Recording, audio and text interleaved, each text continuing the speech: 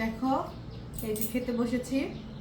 তো আমি নিয়েছি হচ্ছে পান্তা ভাত। কালকে মানে গতকাল ভাত ছিল রাতে, সে আমি মানে জল দিয়ে রেখেছিলাম। তো অল্পই ছিল, সেটা আমি খাবো।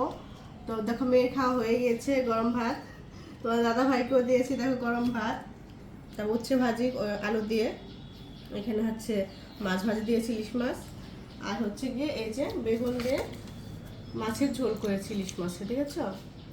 আর ডক্টর যেহেতু লঙ্কা গুঁড়ো খেতে নিষেধ করে দিয়েছে, তরকারি কালার দেখে বুঝতে পারছো। আর দেখো এই যে এখানে এই যে মাছ ভাজা রয়েছে দুইটা, আর হচ্ছে গিয়ে করলা ভাজি। তো আমি এখন খাচ্ছি ভাত নেবে, তো সেটাই তোমাদের সাথে শেয়ার করলাম।